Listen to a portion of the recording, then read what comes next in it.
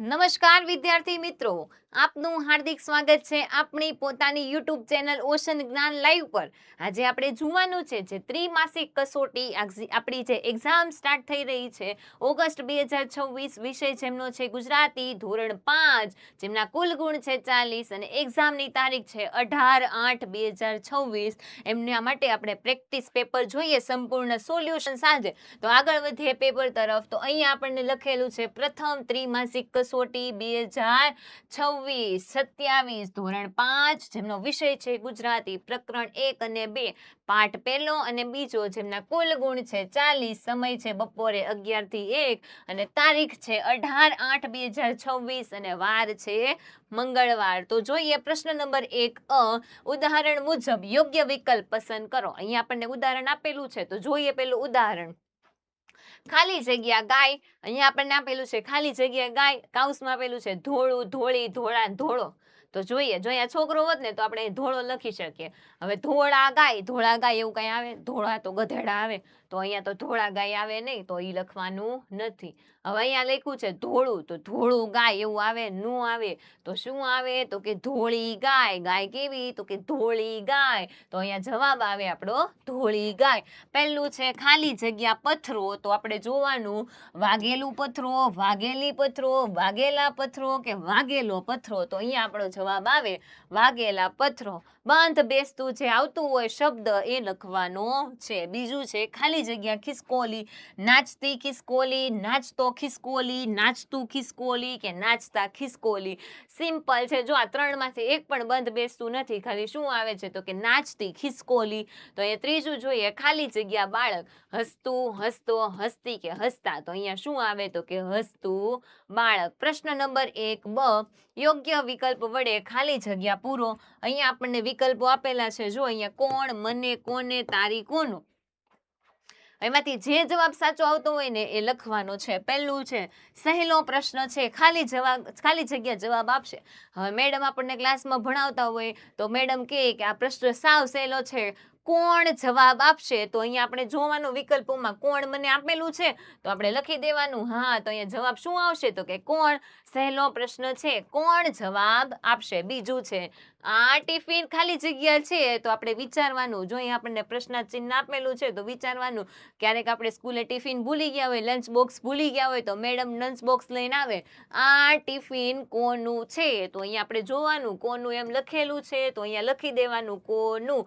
આ ટિફિન કોનું છે. ત્રીજું છે ખાલી જગ્યા કચુંબર ભાવે છે, તો અહીંયા આપણે જોવાનું કે મને કચુંબર ભાવે છે, અથવા તો અહીંયા પ્રશ્નાર્થ વાક્ય આપણને આપેલું છે એવું લખી શકે કે કોને કચુંબર ભાવે છે. ઓકે, આગળ વધીએ. પ્રશ્ન નંબર 1 યોગ્ય વિકલ્પ વડે ખાલી જગ્યા પૂરો. અહીંયા આપણને વિકલ્પો આપેલા છે તેણે, હું, તમે, મારું અને તારું.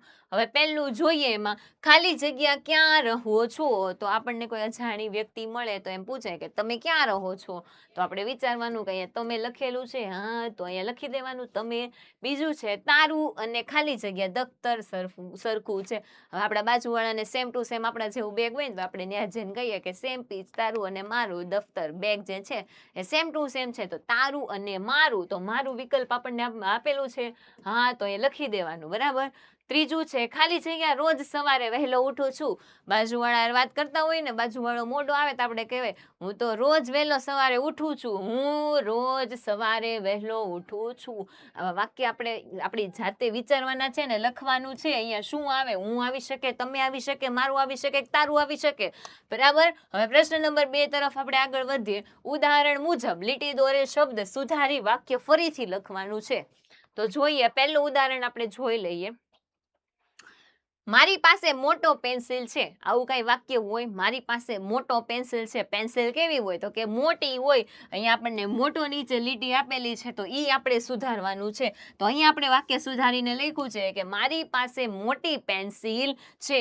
પહેલું વાક્ય હવે આપણે એમાં જોઈએ કે ચોમાસામાં ધરતીએ લીલો સાડી પહેરી હોય તેવું લાગે છે. લીલો લખવાનું નથી, તો અહીંયા શું આવે? તો કે લીલી સાડી પહેરી હોય તેવું લાગે છે. બીજું છે રાજાના દરબારમાં એક નાની છોકરી ઊભી છે. સોરી, અહીંયા આપણને લખ્યું છે કે નાનું છોકરી ઊભી છે, તો અહીંયા આપણે શું લખશું? નાની છોકરી ઊભી છે. બરાબર. ત્રીજું છે સોનલ ઊંચા ટેકરી પર ચડી રહી છે, તો અહીંયા ઊંચા નીચે લીટી કરેલી છે, તો અહીંયા આપણે શું લખશું? સોનલ ઊંચી ટેકરી ઉપર ઊભી છે, ચડી છે.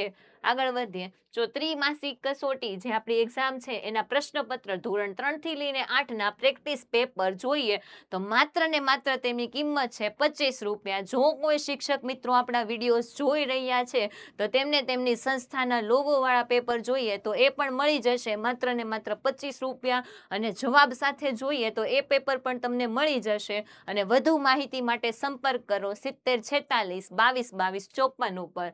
આગળ વધીએ. પ્રશ્ન નંબર 3, સૂચના મુજબ કરો. અહીંયા આપણને સૂચના આપેલી છે એના મુજબ આપણે કરવાનું છે. તો પહેલું જોઈએ, મોહન 11 વાગે શાળાએ પહોંચ્યો. મોહન જે છે એ 11 વાગે શાળાએ પહોંચ્યો. તો હવે આપણને શું કહેવાનું કે શું કરવાનું કે છે એ કહેશે. જો અહીંયા લખ્યું છે ને સૂચના મુજબ કરો. હવે આપણને સૂચના આપેલી છે કે હવે આપણે શું કરવાનું છે. તો જોઈએ, આ વાક્યનો પ્રશ્ન બનતા જવાબ 11 વાગે મળે તે માટે નીચેનામાંથી કયો પ્રશ્ન સૂચક વિકલ્પ પસંદ કરશો. જો અહીંયા લખેલું છે મોહન 11 વાગે શાળાએ પહોંચ્યો. હવે આ વાક્ય છે ને એને પ્રશ્ન બનાવીને તો એનો જવાબ એવું મળવો જોઈએ કે 11 વાગે મળે એવો જવાબ આપણને આવવો જોઈએ. મતલબ કે આપણે મોહનને એવો સવાલ પૂછે કે મોહન કેટલા વાગે શાળાએ પહોંચ્યો, તો એનો જવાબ આવશે કે 11 વાગે મોહન શાળાએ પહોંચ્યો. તો હવે આપણે આમાંથી કયો પ્રશ્ન સૂચક ઉપયોગ કરી શકીએ કે કોણ પહોંચ્યું, ક્યાં પહોંચ્યું, શા માટે ને ક્યારે. હવે આપણે મેં કીધું કે મોહન ક્યારે શાળાએ પહોંચ્યો, તો 11 વાગે એવું કહી શકીએ કે મોહન 11 વાગે શાળાએ પહોંચ્યો. તો અહીંયા જવાબ આપણે આવશે ક્યારે. બીજું છે અમે ફરવા જવાના છીએ. વાક્ય જવાબમાં મેળવવા કયો પ્રશ્ન પૂછો. જો અહીંયા લખ્યું છે અમે ફરવા જવાના છીએ. હવે આ આપણે જવાબમાં જોઈએ તો શું પૂછવું કે અહીંયા આ આપણે જવાબમાં જોતું હોય કે અમે ફરવા જવાના છીએ તો આપણે આનો સવાલ બનાવવાનો છે કે તમે ક્યાં જવાના છો. સામેવાળા માસી પૂછે કે તમે ક્યાં જવાના છો, તો આપણે એને કહીએ કે અમે તો ફરવા જવાના છીએ. જો આપણો જવાબ મળી ગયો ને. અહીંયા લખ્યું છે વાક્યને જવાબમાં મેળવવા માટે કયો પ્રશ્ન પૂછવું, તો અહીંયા આ સવાલ પૂછવું કે તમે ક્યાં જવાના છો. આગળ વધીએ. ત્રીજો સવાલ, વિપુલ બસ દ્વારા ભાવનગર જશે. વિપુલ જે છે બસ દ્વારા ભાવનગર જશે. આ વાક્યમાંથી જવાબ ન મળે તેવો પ્રશ્ન કયો છે. વિપુલ જે છે બસ દ્વારા ભાવનગર જશે. તો આમાંથી આપણને જવાબ ન મળે ને એવો પ્રશ્ન પૂછવાનો છે. તો કે બસ દ્વારા ભાવનગર કોણ જશે, તો આમાંથી આપણને જવાબ મળી જાય. હવે આમાંથી વિપુલ ભાવનગર કેવી રીતે જશે, તો બસ દ્વારા જશે તો આપણને જવાબ મળી જાય. વિપુલ ક્યાં જશે, તો કે ભાવનગર જશે તો આપણને જવાબ મળી જાય છે. વિપુલ ભાવનગર ક્યારે જશે, આ આપણને આમાં જવાબ મળશે નહીં કે વિપુલ ભાવનગર ક્યારે જશે. કેમ, તો કે આપણો જવાબ આ છે કે વિપુલ બસ દ્વારા ભાવનગર જશે. તો આ આપણો વિકલ્પ સાચો છે. પ્રશ્ન નંબર 4, શિવમ ટ્રેન દ્વારા નવસારી આવશે. વાક્ય જવાબમાંથી મળે તે માટે નીચેનામાંથી કયો પ્રશ્ન સાચો છે. જે શિવમ છે ટ્રેન દ્વારા નવસારી આવશે તો આમાંથી સાચો જવાબ આ વાક્ય જે આપણને આપેલું છે ને જવાબમાંથી મળે ને એવું કયું વાક્ય છે. તો એનો આપણે પ્રશ્ન પૂછીએ કે શિવમ કેવી રીતે નવસારી આવશે, તો આપણને વાક્ય જવાબમાં મળી જાય કે શિવમ જે છે એ ટ્રેન દ્વારા નવસારી આવશે. હવે આપણને જવાબમાં જોઈએ છે તો આપણે આને શું કરવું પડે, તો કે પ્રશ્ન પૂછવો પડે. શું પ્રશ્ન પૂછીએ, તો કે શિવમ કેવી રીતે નવસારી આવશે. આગળ વધીએ.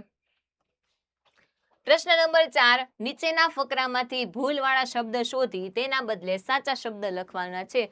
આપણને ભૂલ શોધવી તો બહુ ગમે બધાની, તો આમાંથી પણ આપણે ભૂલ શોધવાની છે અને એના સાચો જવાબ લખવાનો છે. તો પહેલું છે સવારથી ધોધમાર વરસાદ વરસતી હતો.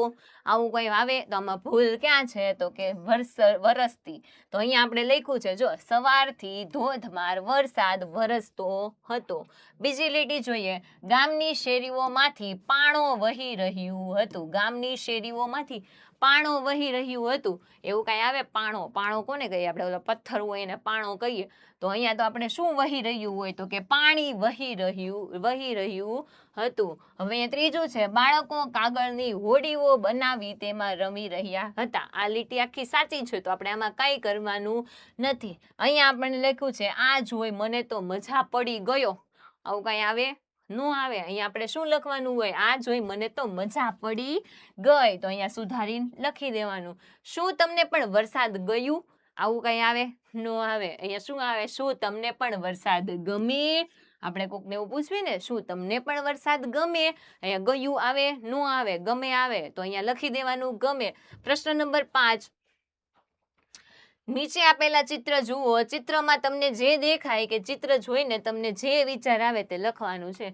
જો અહીંયા સરસ મજાનું ચિત્ર આપ્યું છે તો હું અહીંયા વિચારી શકું કે આ સૂરજ દાદા છે, આ વાદળ છે, આ છોકરો જો બોલથી રમે છે, આ છોકરી એને પકડવા જતી હશે, જો આ કંઈક ડુંગરાનું કંઈક બનાવે છે, આ મંદિર જેવું બનાવે છે, આ છત્રી છે, આ દરિયા કિનારાનું ચિત્ર છે, એવું હું વિચારી શકું. તો તમે તમારી રીતે શું વિચારી શકો કે તમને અહીંયા જે દેખાતું હોય એ વિચારવાનું છે, અને જે તમને વિચાર આવે ને તમારે લખવાના છે. તો પહેલું મેં લખ્યું છે કે આ ચિત્રમાં બાળકો દરિયા કિનારે રમી રહ્યા છે. હવે આપણને કેમ ખબર પડી બને કે દરિયા કિનારાનું હશે? જો અહીંયા માટી છે, અહીંયા પાછળ પાણી છે, અહીંયા સરસ મજાના સૂરજ દાદા છે, વાદળાઓ છે ને ખૂબ મસ્તી કરી રહ્યા છે. આપણે શેરીમાં કાંઈ આવું હોય નહીં. તો અહીંયા મેં લખ્યું છે કે આ ચિત્રમાં બાળકો દરિયા કિનારે રમી રહ્યા છે.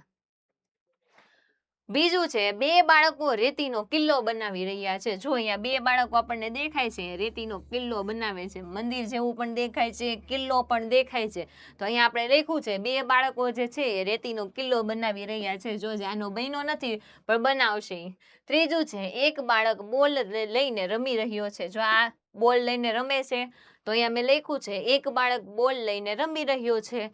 ચોથું છે, આકાશમાં સૂર્ય અને વાદળો દેખાય છે. એ તો આપણને દેખાય જ છે.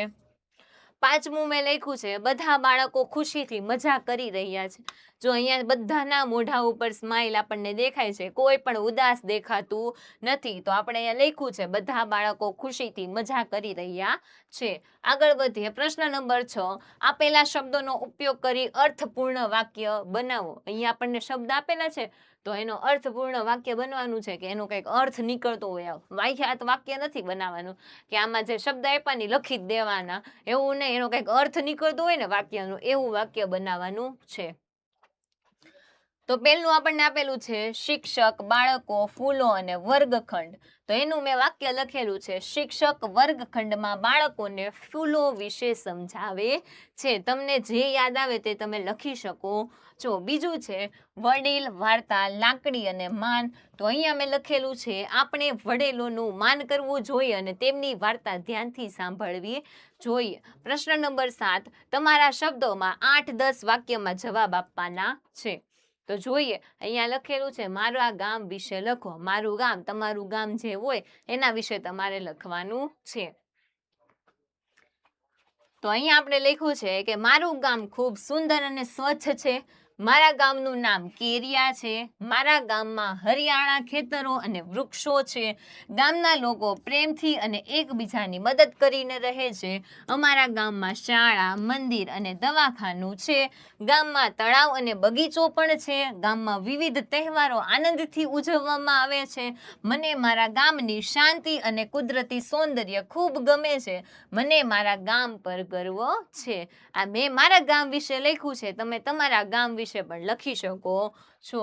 આગળ જોઈએ. પ્રશ્ન નંબર 8, નીચેના પ્રશ્નમાં આપેલા દરેક શબ્દો વાંચો. શબ્દ જોડ શોધી તે જોડના 2 શબ્દો જોડી એક અર્થપૂર્ણ શબ્દ બનાવો. નવા બનાવેલા દરેક શબ્દ પરથી એક વાક્ય બનાવવાનું છે. જો અહીંયા આપણને 2 ટુકડા શબ્દ આપ્યા છે ને એનો એક આખો શબ્દ બનાવવાનો અને એના ઉપરથી એક નવું વાક્ય બનાવવાનું છે. તો જોઈએ, પહેલું આપણને ઉદાહરણ આપેલું છે કે શબ્દ આપેલો છે. શું આપેલો છે? ધીંગા અને મસ્તી. આ બેયથી બનતો શબ્દ કયો બન્યો હતો? કે ધીંગા મસ્તી. હવે એનું મેં વાક્ય લખેલું છે અમે મામાને ઘરે જઈએ એટલે ખૂબ ધીંગા મસ્તી કરીએ.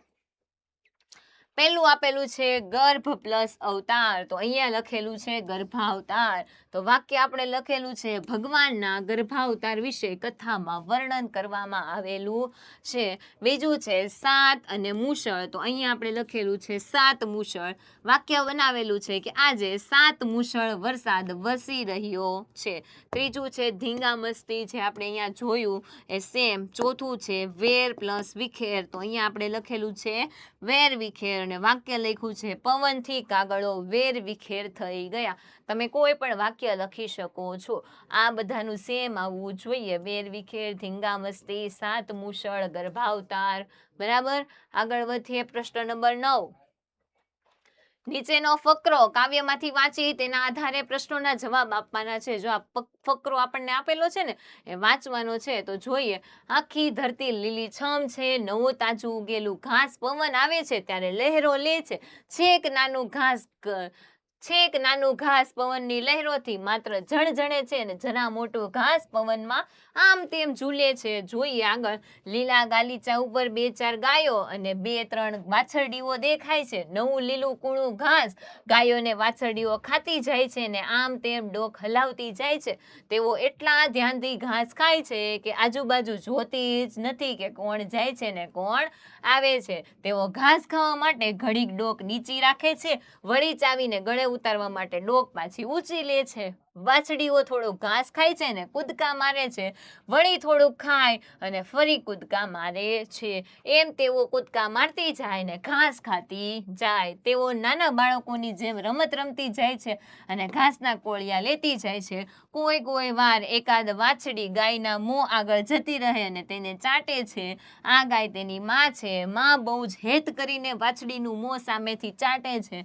બંને રાજી થઈ જાય છે. પછી વાછડી પૂંછડું ઊંચું હલાવતી 2 કૂદકા ઘાસ પર મારે છે અને બીજી વાછડીઓ વચ્ચે જઈ ઘાસ ખાવા માંડે છે. આ પેરેગ્રાફ છે. આ પેરેગ્રાફ વાંચવાનો છે અને આગળ હવે આપણને સવાલ જવાબ આપેલા છે તો જોવાના છે. જોઈએ, પહેલું આપણને આપેલું છે, પવન આવે ત્યારે ઘાસ કેવી પ્રતિક્રિયા આપે છે. પવન આવે ત્યારે ઘાસ શું કરતું હતું? તો કે પવન આવે ત્યારે શું થતું હતું? તો કે નાનું ઘાસ જે છે ને પવનની લહેરથી માત્ર ઝણઝણતું હતું અને મોટું ઘાસ પવનમાં આમ તેમ ઝૂલતું હતું. તો અહીંયા આપણે લખ્યું છે કે નાનું ઘાસ માત્ર ઝણહણે છે અને જ્યારે મોટું ઘાસ આમ તેમ ઝૂલે છે.